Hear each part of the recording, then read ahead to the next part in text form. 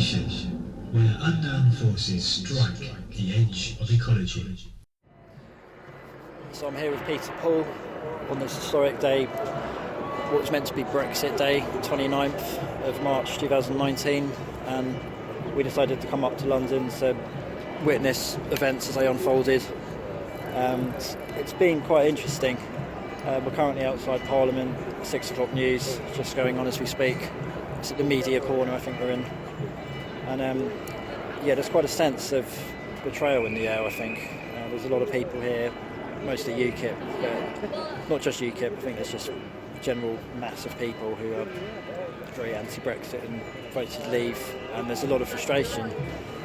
It's difficult to put numbers on it, but I don't know, there's got to be, well, it's thousands here, isn't there, Peter? I'd say. What do you think? Yeah, big crowds. It certainly looked like it was almost kettled in when we got here at first. We went for a walk up to the BBC first of all, because I wanted to take some photographs up at the George Orwell statue of the building for the cover of the next magazine. Then we walked down Whitehall, hoping we'd meet a friend of ours who we hoped to be there. He's here today, I'm not sure where. But we realised we couldn't really get, well, if we went in we'd be kind of fenced in, and there was the back of a big screen which we couldn't see, so we went across back, but there was we could see there was a big crowd in the square, but we went back the way we came up Whitehall again, up past the MOD. Yep. Then the police directed us over the road, so I thought if we went kind of right, we'd get onto the Thames and walk back down, which we did eventually. We went back down the other way, round the top of the MOD and round again, re-entered, so it was much nicer because we could then see the screen. And there were 2 screens. There's one that seems to be a bit more hardcore, you might say. That was just outside Parliament, wasn't it? Yeah, and then there's more of the kind of Tommy Robinson perhaps screen. It's interesting how they did that. And there's another one that's a bit more political party-ish. Could be UKIP and others. I'm not sure. I think it's Vote Leave. Yeah. It's got on it. So it's obviously an umbrella, not just political parties. It's an umbrella. With different things on it, but we only saw the back end of the speeches. Yeah, we saw Farage give the speech. I think it went on for about 10 minutes, I suppose. Yeah, it was very good. Yeah, it's televised, I think. It's all televised. Got the gist of it, really. But there was quite a significant moment. I think obviously they'd plans to be there for Brexit Day, but I'm guessing they were hoping for it to be a celebratory mood, and instead, obviously, it's completely different. You see it? Okay, it's funny looking at Big Ben from here because it's covered over with tarpaulins because they're doing it up at the moment. But at 11 o'clock tonight, which is actually a little under 5 hours' time, that would have been Brexit at 11 o'clock. Yeah, 11, yeah. So I would imagine that whatever happened, there would have been some sort of vigil out here, whether you support it or not. Just to kind of be here and go yah-boo, yeah, whatever, at 11 o'clock. I did wonder if the main Remain groups had organised a counter-protest. There was a lot of talk of that, but I've not really seen much. I've looked out, we saw a tiny little group, but that seemed to be to do with something else. It was more to do with it seemed to be anti-racism group. Yeah, it was over by the Women's War Memorial. Yeah. It seemed to be a slightly different thing going on there. But it was no concerted, large-scale counter-protest going on. It seemed to be very much all just people who are very frustrated about what's happened, what's unfolded. Yeah, I mean, there was a Remain march last Saturday, wasn't there? That was quite big. I think not as big as they first reported it, as usual with these events. Sure. But apparently it was... when it's an anti-war march, we kind of like it if they say 1 million, but when it's something else... It was about 400,000, according to some view. Yeah, it's still quite big. I mean, I wouldn't have expected it to be as big as an anti-war march, mind you. Well, the one in 2003. Yeah, that was legendary. But then what did it achieve in the end? So nothing. This is the trouble, isn't it, really? I mean, I think it's... and I did vote leave, but not joyously. I'm not rabidly in either way minded. I mean, from one point of view, the EU is this kind of... at the extremes, a kind of a cult conspiracy fascist organisation. At the other end, you can see it as an easier way to trade, and the truth is somewhere in between the two.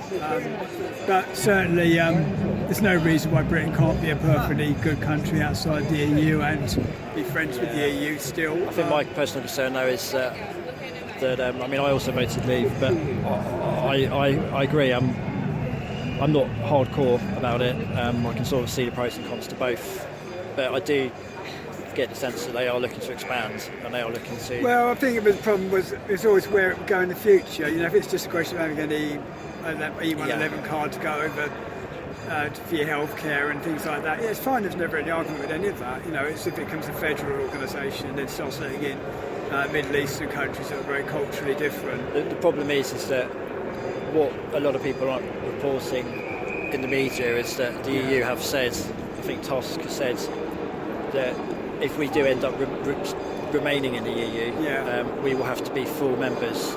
So there's a very strong chance we will have to embrace the euro, and we'd have to join Schengen. So we'd have complete free movement would be applicable to the UK at that point. Yeah, and the military thing to There's also the military thing. Yeah, having a sort of European army and this type of thing. It's always really where it will go in the future. It's a big worry. And that's what I always thought, if you voted leave, it would be a bit difficult for a while perhaps, but in the long run, you'd probably have the last laugh. But it doesn't mean it wouldn't be difficult for a while. It shouldn't be celebrated either way. I don't like I just think there's a sense in the air that we can do it as a country. There's that air of patriotism, I suppose. But obviously many people in our country now consider that a dirty word. So yeah, it's a difficult one. It's a real split down the middle situation we're in Britain right now. And being on the street here now, we're just down by in the media area actually here. There's Talk Sport over there, and the radio lot here don't seem to be getting so much attention from the crowds. I think they want to get behind the shots on the 6 o'clock news, so they've got a lot of flags there, and are shouting out a lot to get obviously in the soundtrack of the audio. It's worth noting actually, because it's going on as we're speaking. Yeah, we're right here. We're about there's a real 15 yards away from there's a French contingent here, quite a big group actually, pushing for Brexit.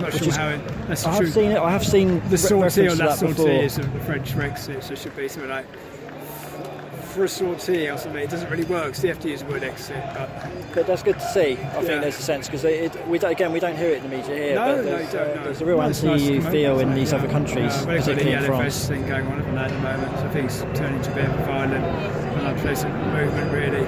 I think like a lot of these things, they go for a little bit of a fad and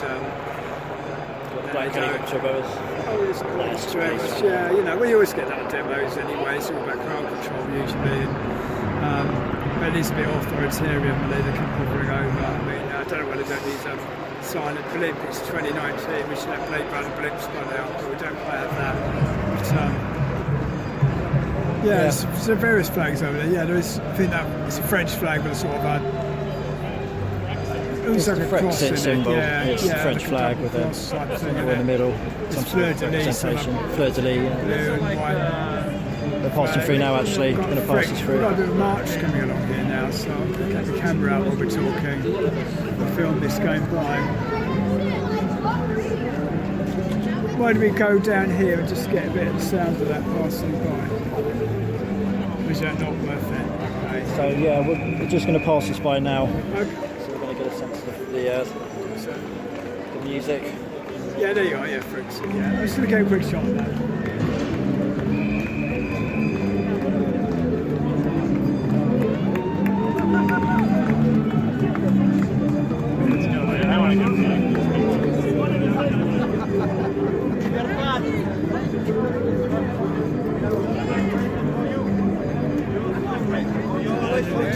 Passing now, So, but anyway, I think not much else for us to say. I think basically we're here, and we felt the need to both be here today.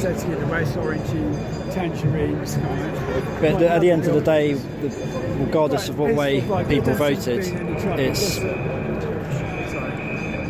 it's always one of those things where there's division in our country now, and it's going to get even worse. I think that's what I'm worried about more than anything. So anyway, Brexit Day, there you go.